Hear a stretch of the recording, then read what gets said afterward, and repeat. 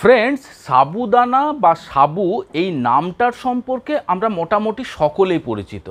তার কারণ এটি অত্যন্ত সহজলভ্য এবং সস্তা একটি খাবার।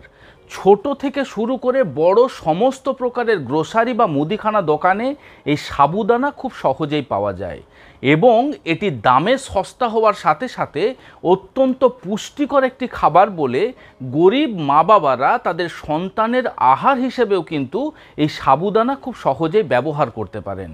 কিন্তু আপনি জানেন কি যে সাবুদানা তৈরি হয় কিসের থেকে, বা এই সাবুদানার থেকে আমরা কি কি হেলথ বেনিফিটস পেতে পারি? নমস্কার, আমি কৃষ্ণার্জুন মুখার্জি আর আপনারা দেখছেন আপনাদের ইউটিউব চ্যানেল হেলথক্রিপশন। আজকের ভিডিওতে এই সাবুদানা সম্পর্কে আমরা খুঁটিনাটি আলোচনা করার চেষ্টা করব এবং তার সাথে সাথে আমরা এটাও জানব যে এই বহু প্রচলিত খাবারটি কাদের মোটেই খাওয়া উচিত নয়। তো চলুন ভিডিওটি শেষ পর্যন্ত খুব মনোযোগ সহকারে দেখুন। এই সাবু বা সাবুদানা ক্যাসাভা রুট নামক বিশেষ এক ধরনের গাছের শেকড়ের থেকে তৈরি করা হয়। এই গাছটির বিজ্ঞানসম্মত নাম হলো ম্যানিহট এসকুলেন্টা। এই গাছ সচরাচর আপনার West Africa, tropical south America, এছাড়া সাউথ এবং সাউথ ইস্ট এশিয়ার বিভিন্ন কান্ট্রিতে এই গাছের চাষ সর্বপ্রথম শুরু হয়। কিন্তু বর্তমানে ইন্ডিয়ার আপনার অন্ধ্রপ্রদেশ, কেরালা, কর্ণাটক এবং তামিলনাড়ুতে এই গাছের কিন্তু প্রচুর পরিমাণে চাষাবাদ শুরু হয়েছে। এখন আমরা এক এক করে জেনে নিই যে সাবুদানার থেকে আমরা কি কি হেলথ বেনিফিটস পেতে পারি। আমার বেশ কিছু বন্ধু বারবার আমাকে কমেন্ট করে বলেন যে স্যার, ওয়েট গেন কিভাবে হবে বা ওজন বৃদ্ধি আমরা কিভাবে করতে পারবো, সেই নিয়ে কিছু ভিডিও বানান। আপনাদের আমি জানিয়ে রাখি যে যদি আপনারা আন্ডারওয়েটের সমস্যায় ভুগছেন তাহলে অবশ্যই প্রতিনিয়ত আপনাদের খাদ্য তালিকায় কিন্তু এই সাবুদানা যুক্ত করতে পারেন। 100 গ্রাম সাবুদানার মধ্যে আপনি 353 ক্যালোরি পেতে পারেন। এছাড়া 100 গ্রাম সাবুদানার মধ্যে প্রায় 87 গ্রাম কার্বোহাইড্রেট থাকে।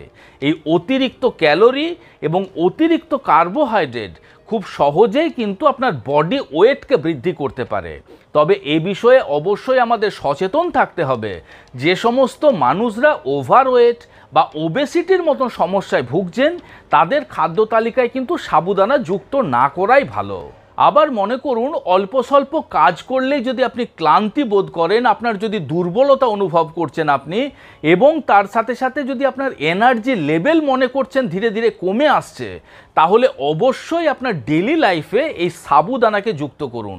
সাবুদানা এমন একটা খাবার, এটা কিন্তু অত্যন্ত সহজ পাচ্য, অর্থাৎ অন্যান্য খাবারের তুলনায় এই খাবার সহজে হজম হয়ে যায়। এছাড়া এর মধ্যে থাকা সলিউবেল ফাইবার আমাদের হজম ক্ষমতা যেমন বৃদ্ধি করতে সাহায্য করে, তার সাথে সাথে যদি আপনি কোষ্ঠকাঠিন্যের সমস্যায় ভুগছেন, সেই কোষ্ঠকাঠিন্যের সমস্যার থেকেও কিন্তু আপনাকে মুক্তি দিতে সাহায্য করে। আমার বেশ মনে পড়ে, আমরা যখন ছোট ছিলাম, যখন আমাদের জ্বর হতো, তখন মা আমাদের এই বলে ভুলিয়ে সাবু খাওয়াতেন যে সাবু খেলে তার পরের দিনে সকালে পরিষ্কার পায়খানা হবে এবং জ্বর সাথে সাথেই কমে যাবে, এবং দেখতাম সেটা হতোও। এখন বুঝতে পারি যে সাবুদানার মধ্যে থাকা সলিউবেল ফাইবার আমাদের এই কোষ্ঠকাঠিন্য বা কনস্টিপেশনের সমস্যার সমাধান করতে পারে, এবং ওই জ্বর অবস্থাতে এর মধ্যে থাকা প্রচুর পরিমাণে কার্বোহাইড্রেট এবং প্রচুর পরিমাণে এনার্জি আমাদের ইনস্ট্যান্ট এনার্জি দিতে সাহায্য করে, এবং জ্বর চলাকালীন আমাদের দুর্বলতাকেও কিন্তু খুব সহজেই কাটিয়ে দিতে সাহায্য করতে পারে। এছাড়া সাবুদানার আরও একটা বিশেষত্ব হলো যে এই সাবুদানা হলো গ্লুটেন ফ্রি। দেখুন, সচরাচর আমরা যে আটা বা ময়দা জাতীয় খাবার খেয়ে থাকি, সেই সমস্ত খাবারের মধ্যে গ্লুটেন থাকে। গ্লুটেন এক ধরনের বিশেষ প্ল্যান্ট বেসড প্রোটিন। বেশ কিছু মানুষ রয়েছেন যাদের গ্লুটেন ইনটলারেন্সের মতন সমস্যা রয়েছে। তারা এইসব আটা বা ময়দা জাতীয় খাবার খেলেই বিভিন্ন প্রকারের হজমের সমস্যা হয়। সেই সমস্ত মানুষরাও কিন্তু স্বাচ্ছন্দ্যে তাদের খাদ্য তালিকাতে এই সাবুদানাকে যুক্ত করতে পারেন। সাবুদানার মধ্যে রয়েছে প্রচুর পরিমাণে ক্যালসিয়াম এবং রয়েছে প্রচুর পরিমাণে ম্যাগনেসিয়াম। এই দুটি মিনারেলই কিন্তু আপনার হাড়কে মজবুত করে রাখতে সাহায্য করতে পারে। গবেষকদের দাবি, একজন মানুষ মাঝে মধ্যে তার খাদ্য তালিকায় যদি সাবুদানাকে যুক্ত করতে পারেন, তাহলে বয়সকালে গিয়ে তার অস্টিওপোরোসিস বা অস্টিও আর্থ্রাইটিসের ঝুঁকি কিন্তু অনেকখানি কমে যেতে পারে। অনেকেই প্রশ্ন করেন যে সাবুদানা কি হার্ট পেশেন্টদের জন্য খাওয়া নিরাপদ, বা যাদের রক্তচাপ বেশি রয়েছে তারা কি সাবুদানা খেতে পারেন?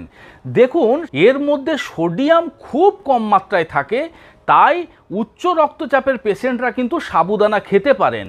ওর মধ্যে থাকা পটাশিয়াম রক্তচাপকে নিয়ন্ত্রণ করতে সাহায্য করলেও তার মধ্যে যত পরিমাণে পটাশিয়াম রয়েছে সেটি কিন্তু আপনার রক্তচাপকে নিয়ন্ত্রণ করার জন্য যথেষ্ট নয়। এবং সাবুদানা যেহেতু একটি উদ্ভিদজ খাবার, এটি কিন্তু কোলেস্টেরল ফ্রি, তাই কোলেস্টেরলের পেশেন্টরা সাবুদানা খেতে পারেন। এবং এর মধ্যে থাকা সলিউবেল ফাইবার আপনার কোলেস্টেরলের মাত্রাকে কম করতে সাহায্য করতে পারে। আপনার রক্তে যখন কোলেস্টেরলের মাত্রা কমে যাবে তখন আপনার কার্ডিওভাস্কুলার হেলথ কিন্তু প্রোটেক্ট থাকবে। অতএব আমরা বলতে পারি যে এই সাবুদানা খেয়ে আপনার হার্টের সমস্যার সমাধান হয়তো হবে না, কিন্তু যদি আপনি একজন কোলেস্টেরলের পেশেন্ট হয়ে থাকেন, বা যদি আপনি একজন উচ্চ রক্তচাপের পেশেন্ট হয়ে থাকেন, বা যদি আপনার কোনো হার্টের সমস্যা রয়েছে, আপনি সাবুদানা খাবার হিসাবে খেতে পারেন। এখন প্রশ্ন হলো যে ডায়াবেটিক পেশেন্টরা কি সাবুদানা খেতে পারেন? এর মধ্যে থাকা সলিউবেল ফাইবার থাকার জন্য কিছু বিশেষজ্ঞ সাবুদানা অল্প মাত্রাতে খাওয়ার পরামর্শ ডায়াবেটিক পেশেন্টদের দিয়ে থাকেন। কিন্তু আমার মতামত, আপনি যদি একজন ডায়াবেটিক পেশেন্ট হয়ে থাকেন তাহলে সাবুদানা না খাওয়াই ভালো। তার কারণ আমি আগেই আলোচনা করেছি যে 100 গ্রাম সাবুদানার মধ্যে আপনি 87 গ্রাম কার্বোহাইড্রেট পেতে পারেন, এবং সেই কার্বোহাইড্রেট সিম্পল কার্বোহাইড্রেট, যেটি খুব সহজেই আপনার রক্তের মধ্যে মিশে গিয়ে আপনার সুগারের মাত্রাকে বৃদ্ধি করতে পারে। গ্লাইসেমিক ইন্ডেক্সের দিক থেকে যদি আপনি বিচার করেন, দেখতে পারবেন যে সাবুদানার গ্লাইসেমিক ইন্ডেক্স হলো কিন্তু 64, অতএব বেশি। সবে মিলেমিশে আমার পরামর্শ, আপনি যদি একজন ডায়াবেটিক পেশেন্ট হয়ে থাকেন তাহলে সাবুদানা না খেতে পারলেই ভালো হয়। সাবুদানার মধ্যে আয়রন কিন্তু বেশ ভারী মাত্রাতে থাকে, তাই যদি আপনি অ্যানিমিক পেশেন্ট হয়ে থাকেন, আপনার রক্তে যদি হিমোগ্লোবিনের মাত্রা কমে গেছে, সেক্ষেত্রে আপনি নিয়মিতভাবে সাবুদানা খেতে পারেন।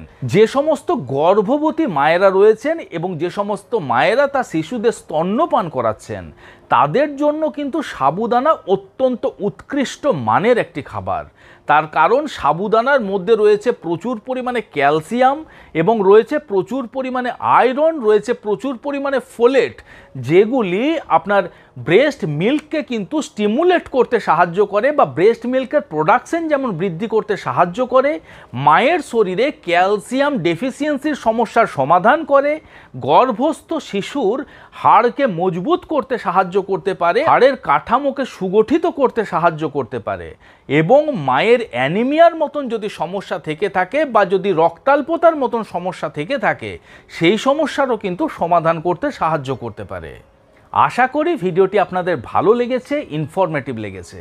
যদি ভালো লেগে থাকে তাহলে অবশ্যই ভিডিওটিকে লাইক করবেন। এখনও পর্যন্ত যদি আমাদের এই হেলথক্রিপশন ইউটিউব চ্যানেল আপনারা সাবস্ক্রাইব না করে থাকেন, তাহলে অবশ্যই চ্যানেলটিকে সাবস্ক্রাইব করে পাশে থাকার অনুরোধ রইল। খুব শীঘ্রই দেখা হচ্ছে এই রকম ধরনেরই একটি ইনফরমেটিভ এবং ইন্টারেস্টিং ভিডিওর সাথে। ততক্ষণ আপনারা নিজেদের খেয়াল রাখবেন। আপনাদের সুস্থতা এবং দীর্ঘায়ু কামনা করছি। ধন্যবাদ।